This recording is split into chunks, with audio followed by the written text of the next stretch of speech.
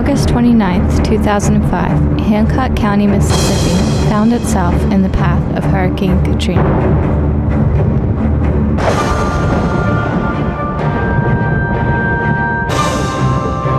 In 2007, some volunteers went down to see how they were doing. These are the stories of the people they met.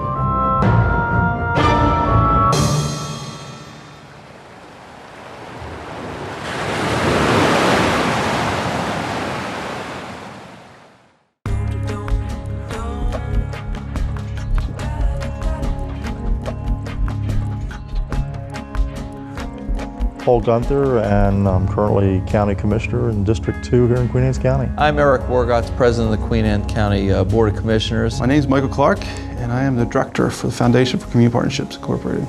Linda Kohler, I'm the CFO for the Foundation for Community Partnership. Well, my name is Pastor Dan Southern. I am the pastor of the Centreville Community Church of God. My name is Mary Walker. I'm actually a board member of both the local management board and the foundation for community and families. Well, if you want to know the whole story, I actually woke up in the middle of the night one night and had been thinking about ways that that we could do something for the people, the Katrina victims. I came to him and said, you know, Katrina was a terrible disaster for so many people. We were very fortunate up here that we weren't affected similar to the way they were, and that what can we do? Well, I just finished watching some news reel on what was going on down there, and I immediately called Mike Clark. And Mike Clark, of course, with the Community Foundation for Local Management Board and Foundation for Children. I asked him, I said, Mike, what is the community doing? What are we doing? Hurricane Katrina happened, and we set up an emergency relief fund. We had found out, and I'd heard that a lot of times when you set up a fund, lots of different people set up funds, and they'll donate to a big national organization or something like that. And then a lot of the funds get used for administrative costs. We wanted to set up a fund where we could target it to the way that the citizens of Queen Anne's County or whoever donated to the fund could use it too. He said, well, we're getting ready to go into a meeting right now to discuss it. And so I said to him, I said, well, I want you to know that we're willing to open up our church in order for people to have a drop-off place to get supplies down to Mississippi. We contacted the Red Cross, and we were just going to make a big donation to them. But then at that same time, you know, we heard all the downsides about, you know, the administrative fees that were coming out of the money. Red Cross was sending clothes, and they were actually, you know, the clothes weren't getting to the people that needed to have them, and they were piling up in storehouses. And it seemed to me that the basic thing that they needed was a little bit of support and some money. So I brought it up that night at a Lions Club meeting in Centreville, and ran it by them and said, hey fellas, is this something we can get into? And of course, some of my counterparts there, Jim Pippin and Dan Tabler and Bill Gossard and Brent Carroll and a lot of others said, hey, you know, let's do this. Let's try to get something started.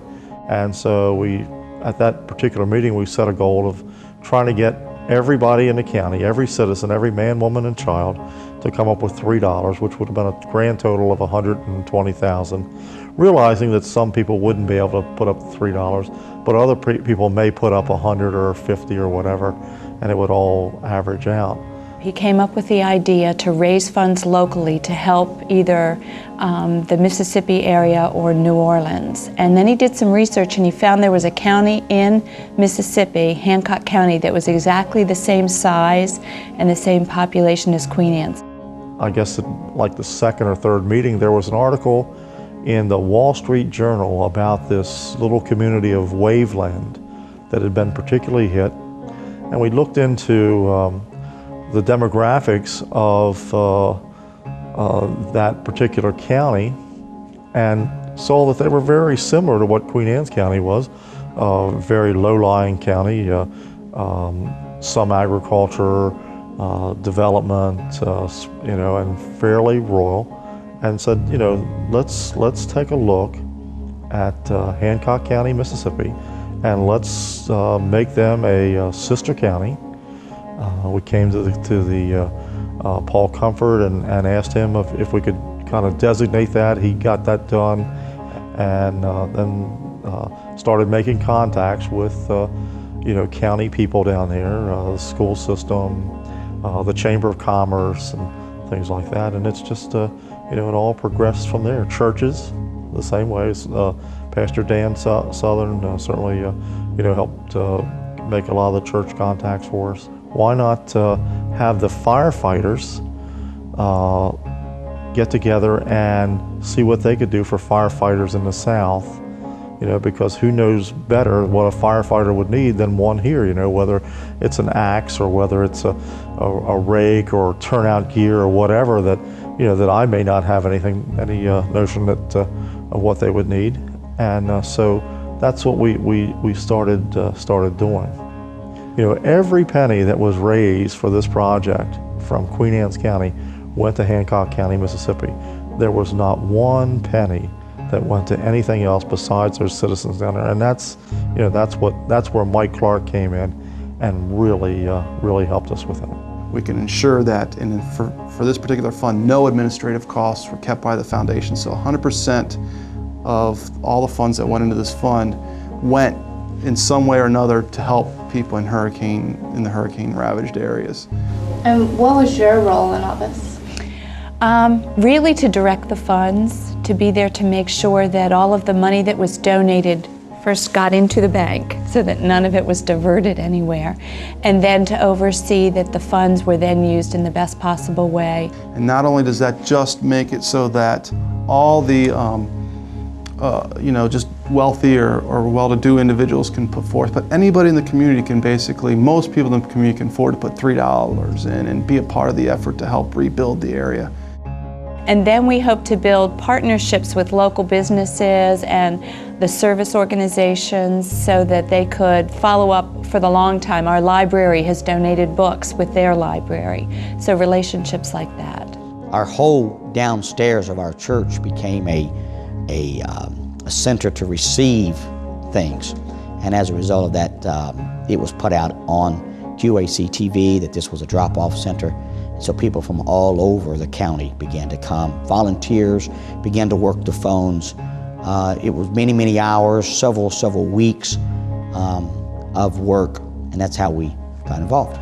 And so we got that started and started having committee meetings, and we were meeting every week up at the extension office. When I was up there with the University of Maryland, we'd get a group of people together, and the idea just kind of grew from there. The options. Initially, the Queen Anne's County CARES funds were sent down to the Hancock County Board of Supervisors, which would be similar to our county commissioners, and they promised to give the money out to the people who needed it the most. And at the foundation level, we followed up and we watched them, and grant applications were received and reviewed, and they told us they were going to grant out the money. And then at the last minute, I got a call from one of their staff members who kind of was a whistleblower, and she said, they've decided just to give out Christmas bonuses with your money. And she knew that we had people here in our community who'd really given the smallest, like $3, it was all they could give, but they so much wanted to help someone.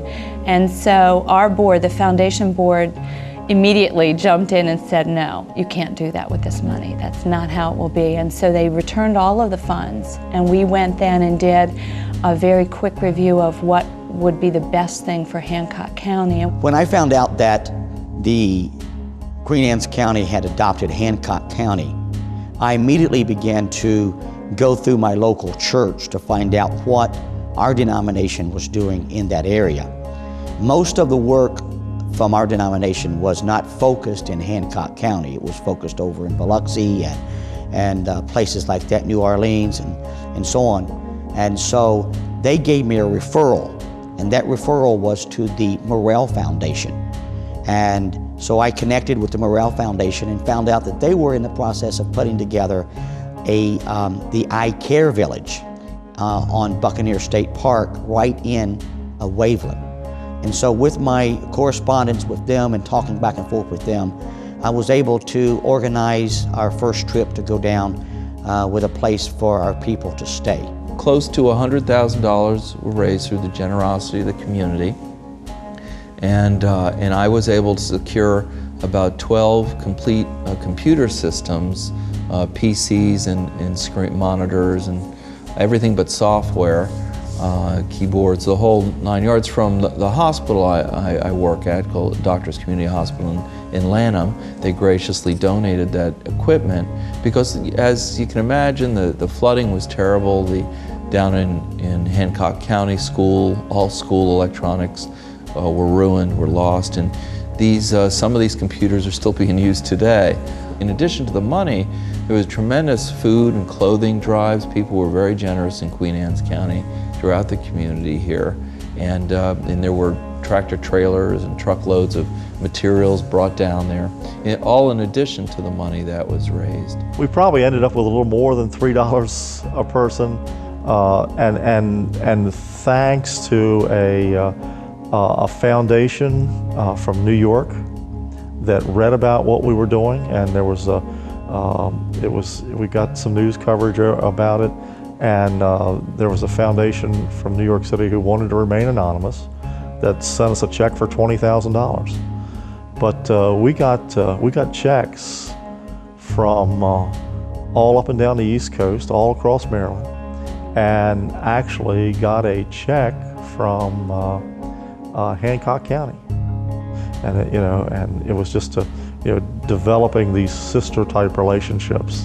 The Hancock County banks system had set up a foundation for us to deposit the money, and originally there were small grants that if people needed, up to like $100 or $150, they could come get it through those facilities. And then Mike Clark stepped in and helped us on this end, developing the Queen Anne's Cares Foundation, and everything was a 503c, and so that our people were able to get their tax deductions from it, which certainly helped out a lot. And that's a great organization. They deserve a lot of credit, because without that designation, we probably wouldn't have gotten all the money that we did get. And one of the neat things is we set up office equipment, paper, pens, pencils, to help reestablish the Hancock County Chamber of Commerce. And you may not think that was a small thing, but a lot of those businesses in the county needed a place to operate.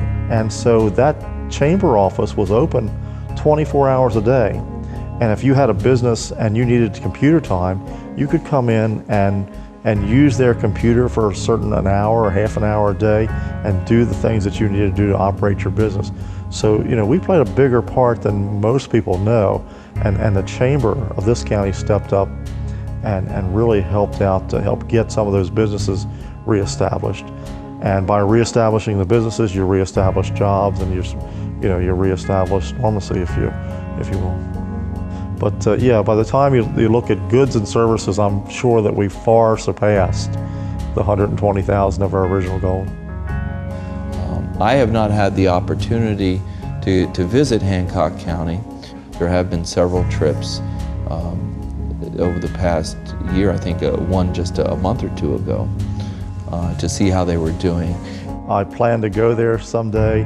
I know a lot of people down there because I talked to a lot of them on the phone, and I mean, I guess at the time I was president of the Chamber of Commerce here in Queen Anne's County.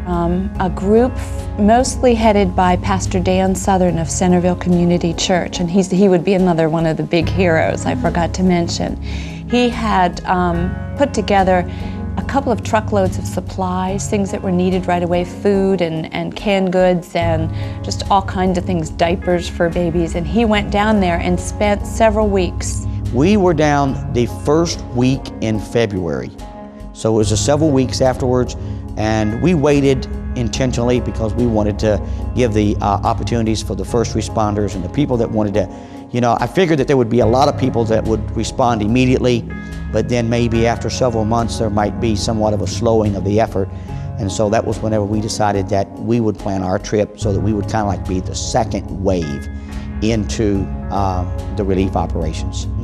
And so we just opened it up to where that anybody that wanted to come, that had any kind of skills, that they could come down and go with us and help with the relief operations. By the time that we were driving in the middle of town of Waveland, the place looked like just a massive landfill. There was just debris and houses and stuff. You'd see teddy bears hanging in the trees. You'd see lumber stuck 15 feet up above, lodged in tree limbs and things of that sort. It was really devastating. It was just, the concept was, you know, I just really can't believe this. This is more than my mind can take in. First time we were there for about a week and a half, and we were able to connect with the Morale Foundation and actually help to put that first village together. The iCare Village was basically a tent village, and we were actually building dormitories, rooms where people could stay, just with simply putting up some 2x4 walls and some drywall. We worked a lot with trying to build the loading dock, the dormitories, building beds for people to sleep in. Cots were donated. We were putting cots together. So we spent the first part of our week helping build this iCare Village so that people that came behind us that wanted to do relief operations could have a place to stay and a base to operate from. And so the second part of our stay there, we got into the community and actually met some of the residents and local people there and heard their stories and worked in their houses and worked in their homes. We had collected Christmas gifts. We wanted to target in on the children, and, you know, through phone contacts, we had found out that, you know, even if people had money to buy things with, there was nowhere they could go. They didn't have gasoline for their cars. Their cars were flooded. They had a few bicycles. The local Kmart had blown away, and Walmart had salvaged what they could and opened up under a tent on a parking lot. But we knew we could get a good effort together to send presents, Christmas presents, down to the children, and that's what we did. The Chamber of Commerce once again stood up and gave us $5,000 towards that effort. Kmart here in Queen Anne's County let us go in on a shopping spree in there with money, and everything was sold at cost to us. The Y River Upper School came forward and wrapped the gifts, and we had local farmers, the Schmidt family, the Story family, each took trailer loads of presents down to those kids. We had gifts come in from all over the county, and we sent initially 2 trailer loads of Christmas gifts right before Christmas, that first year after Katrina, and that was really the start of it all. Did you talk to anybody about the reaction of the children and the families?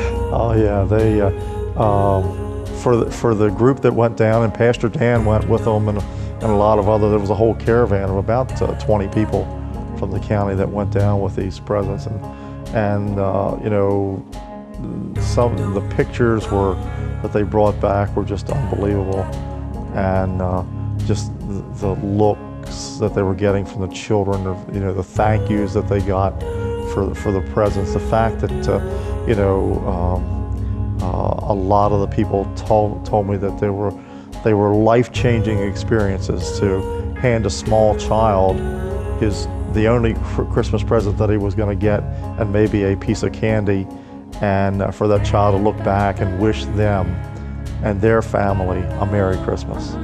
Matter of fact, one of the guys told me that he didn't stop crying from the time he left there until he hit the North Carolina border. So you know, it's those types of experiences, and you know, and that's just it says a lot about the people of the county, and what we can do if we can put our efforts to that. And you know, everybody forget about you know, who gets the credit for anything, and just, you know, let's get the job done. And that's certainly what took place here. And with our previous connections with the mayor and some of the principals of the schools and some of the people on the school board down there, we were able to go in and take these Christmas presents and literally pass them out to the children, hand them out to the children. And that was probably one of the most fulfilling trips, because you would see the joy on those children's in those children's faces and in their eyes that they would not have had a Christmas if it had not been for the wonderful people of Queen Anne's County opening up their heart and opening up their wallets and giving money and buying presents. And we just simply were the avenue the second time to be able to go down and help organize that trip down there to give those presents out. And that trip, we were there probably for about a week doing that type of work. The third trip was a little bit more organized. Since we already knew people down there, we already had contacts down there, we'd already worked several times with the Morale Foundation. We were able to start work day one, from the very first day that we got there. So we hit the ground running. We already knew of jobs that needed to be done, contacts, we made calls ahead of time, so that on the very first day there, we put our crews to work. We did drywall, we put roofs on, we cut limbs, we removed trees, built sheds, we painted, we did anything and everything that needed to be done. When volunteers were going down, and of course they were streaming in from everywhere, and there was no place for them to stay. And so, establishing that sort of thing was very important. And that's where the school board really stepped in. And Dr. Sadusky, we sent used kitchen equipment from out here that was stored, that was kind of outdated, but was still workable. And we loaded up a trailer load of that stuff. I did a lot of networking with county leaders and the school board, different ones, and through that networking I was able to be connected with the volunteer center there. And at that time it was a young man by the name of Joe Williams. He was in charge of it. And so with many conversations with him and talking with him, I was able to make connections with the volunteer center. They had a lot of donated building materials and supplies. A lot of people wanted to work on their houses, but they couldn't afford the labor. And the FEMA, the Federal Emergency Management, and MEMA, the Mississippi Emergency Management, none of those funds could go for labor costs. So what they needed more than anything was this shelter. And so that's where we put the money. So you volunteered to go as one of the board members? Yeah, volunteered. I mean, I didn't really even expect to get picked to go. I said, well, if you can't find anybody else, and there several people, especially some of the individual donators who were asked if they would like to go, and I guess they couldn't fit it into their schedules. But I only check my email when I feel like it, so I just happened to check it and found out that I was able to go. I took away part of Hancock County, the people of Hancock County. I took away the gratitude that they had for what to me seemed like such a small amount of effort on our part. Yes, it was a great endeavor, but really it was only a small amount of work that really needed to be done. And I took with me the stories and the lives that were touched, the compassion that I saw in the workers that went down, the lives that were touched, lifelong relationships probably that will always be there. I took that away with me. I took away a sense of gratitude for the human spirit, for its ability to endure, its ability to believe in better things even when difficulty had surrounded them. And that's what I took away. I saw this great working together of community, of people of faith, people of different religious backgrounds, people of it didn't matter if whether or not you were a Lutheran or you were a Baptist or you were a Methodist. We were together in the common good for the survival of those people. Working side by side by even of people of other faiths, people of the Mormons and even there were some Hindu people that were working and so on. This was just a community of people that had a heart to help, and that will stay with me for all of my life. And so where does our relationship go from here? I guess some people could say, is there any need for it? Well, I think through this catastrophe and through our assistance, we've formed some real friends down there, and we're still concerned with how things are going, and they're very appreciative.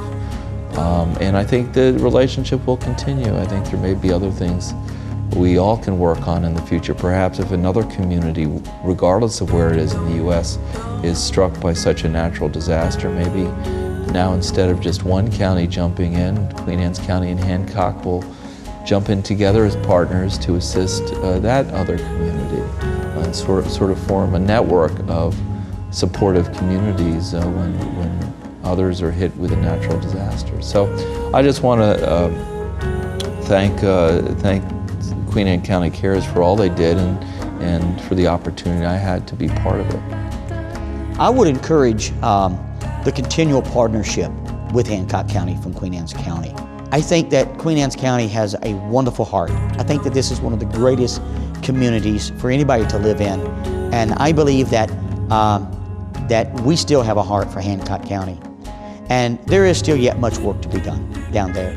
There is a lot of rebuilding to take place. There are still stories to be told. And so I would encourage anyone that has an interest of helping to contact the Community Foundation office or the local management board office. And they can direct you in whatever ways that you would want to help. And so I'm looking now for a truck, somebody who could donate a truck possibly, or drive the truck down, and we'll send another trip, send another group down, probably late winter, early spring about it. Many of the people down there are living still in FEMA trailers, and actually FEMA is recalling the trailers, and they can't move into cottages unless they've started construction of their home. Many of them have never received a penny of insurance money, so they don't have the funds, although there are donated building materials. So I believe that maybe less than an eighth of the homes have even been started. So yeah, there's definitely a need, and we have a wonderful volunteer facility down there that people could stay in, and meals are provided. So I think that if we could send volunteers from our area, that would be the best thing that we could do. They need help more than money now, I think. You plan on going at some point as well? I do, and the next trip I want to go as well, and encourage everybody I know to go down with me, because they just need the help. I think, it's kind of like it's, with the war now and other the things that are going on, it's it's kind of gotten shifted to the back burner. Hopefully, we can get a group of commissioners. We've been talking about this and maybe trying to get take a long weekend and go down there and actually meet with their commission board and kind of see if we can't do some more things to reestablish. So I mean, there's it's not you just don't wave a magic wand and these disasters are taken care of. It literally takes years to to rebuild and to get people back to whatever normalcy was or is, or but hopefully we've helped them on their way, and I guess our challenge was always going to be that we would challenge other counties to do the same, to adopt a county or to adopt a town or something, and funnel their resources into one thing rather than just kind of spread them out over a lot of different agencies. And I guess the feeling, and I know that you guys experienced this too, is the feeling that I gave blood, I threw some money in a bucket, and but there was more. There was just something more that I wanted to do, that's just the way it was, and that's what made it kind of made it go.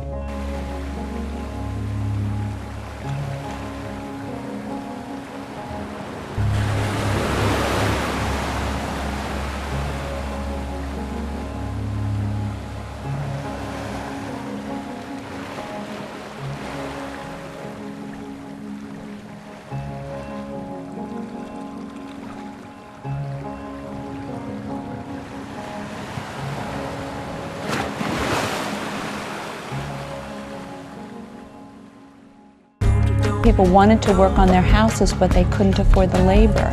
And the FEMA, the Federal Emergency Management, and MEMA, the Mississippi Emergency Management, none of those funds could go for labor costs. So what they needed more than anything was this shelter. And so that's where we put the money.